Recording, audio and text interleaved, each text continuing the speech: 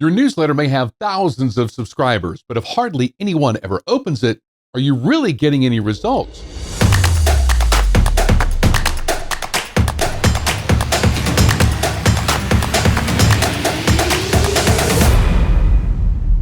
Thanks a lot for tuning in this week. Today, we're continuing our Metrics That Matter series and focusing on your station's newsletter and specifically the metrics that actually matter when it comes to them.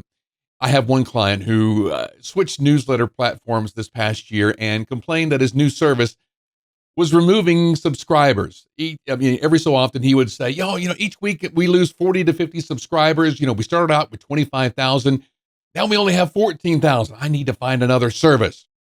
I'll tell you why his service actually culled those subscribers a little bit later. But the fact is that most of us get caught up with how big our email list is, the number of subscribers that we have. It's impressive to say, we've got 25,000 people on our subscriber list. But a large list doesn't really mean that much if the people aren't actually getting them, opening them, reading them, and clicking on them. So if your open rate is constantly 10%, only 10% of your entire audience gets that. That means 90% of your subscribers never even saw your message. And if your click-through rate is near zero, it means the number of people, the only 10% out of that 10%, you have hardly anybody clicking on it. That means that really your list isn't even helping your website traffic or your advertisers if they are paying you to advertise within your newsletter. A big list that doesn't perform, it's kind of like a crowd that's ignoring the stage off to the side. All right. It looks good, but to be honest, it's really not worth anything. So back to our client who's been losing subscribers.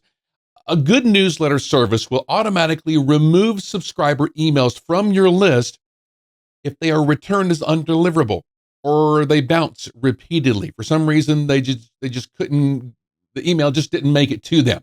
Other services, they may require you to manually remove these because, well, they charge per subscriber, and the more subscribers you have, even though they are dead subscribers or they're not getting your emails, they can charge you for those. So it may sound counterintuitive, but removing inactive subscribers and those bounced email addresses is one of the best things that you can do for your newsletter. A bloated list filled with dead ends doesn't just skew your numbers, it actually hurts your deliverability. Email services track engagement. And so if too many of your messages go unopened or they bounce back, future emails are more likely to land in spam folders, even for the folks who are actively engaged with your newsletter. They're sitting waiting for it to arrive. All right. So it could arrive to them, but in their spam folder. So by pruning your list regularly, you improve your open rates. All right. The math works in your favor. So make sure that it makes your data more accurate, and it ensures that you're actually reaching the people who want to hear from you. Your subscriber counts, when it comes to them, smaller and engaged is always a better number than the large but silent. All right. You tracking with that? Here's what to focus on instead. The metrics that really matter are your bounce rate. This tells you if your emails are not even being showing up in their folder. All right. So for those, go ahead and consider removing them.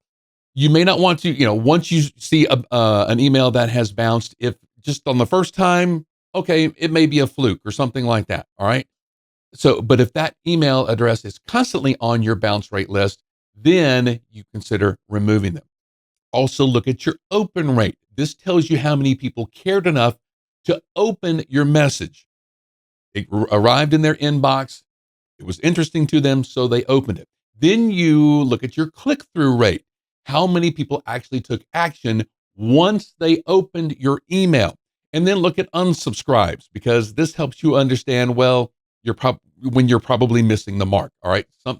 They just didn't like it, or they got tired of getting whatever you're sending, and so they're gone. They unsubscribe.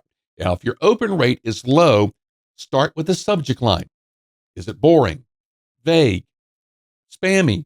Does it sound like a generic promotion? Or does it have the same WXYZ newsletter every single time? That doesn't really give you a reason to open it. All right. So then look at your content on the inside. If people open the email, but then they don't click on anything, the message may not be clear. The design, it may be hard to read, even, especially on mobile devices. And if you're seeing a lot of unsubscribe, then ask yourself whether this newsletter is really delivering value or if it's just filling up inboxes with stuff people didn't really ask for. If that happens and you're seeing those unsubscribes go up and you're seeing people actually leave, the email service is not taking them away, they're actually deciding to leave.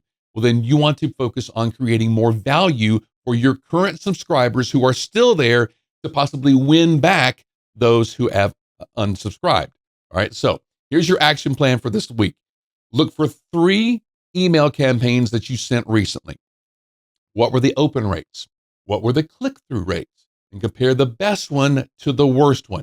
What made them stand out versus, what made the subject? Was the subject line better? Was the content better? Did it get more clicks because maybe it was a popular news story or something like that? What else in that email did or did not get more clicks? What worked and what didn't work? It's kind of the same mentality you want to keep with your website. When you look at the analytics, you want to see what works, see what doesn't work, do more of what does work, and then do less of what doesn't work. You want to do the same mentality when it comes to your newsletter as well. Try sending your next newsletter with a clearer, more specific subject line. Keep it brief, and then add a strong call to action somewhere in there where it prompts them to click on it. Make sure that there's a clear benefit to the reader for doing that click, like more information about a news story rather than providing the entire news story within your newsletter. So you want them to click and actually do something whenever they open the newsletter. If you haven't already, you may want to consider segmenting your list as well. Not every listener wants to get every message that you get. An easy way to segment your list is by delivery schedule. Have different newsletters that go out. Have one that is daily, one weekly, and one maybe even monthly or quarterly or yearly. Perhaps segment them by types of content like local news only, events only, and local sports only. The more targeted you can get, the better your results are going to be, those open ring click rates, and those are the numbers that you sell to advertisers. Remember that your email list isn't about how many people are on it, it's about how many people are engaging with it. And savvy advertisers will, and they really should, be asking for the engagement values rather than total subscribers. So this week, pay attention to how your audience is responding and use that insight to make more effective messages going forward.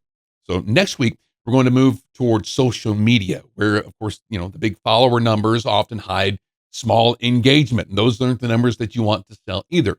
So if this content is helpful to you, please like it, subscribe, consider sharing it with your radio colleagues so you and they don't miss an episode. We do want you to stick around for more of these.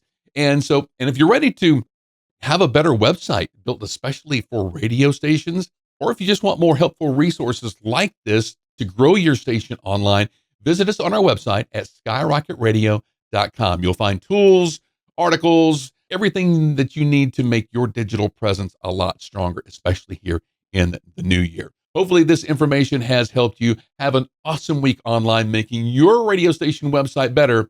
We'll see you next time.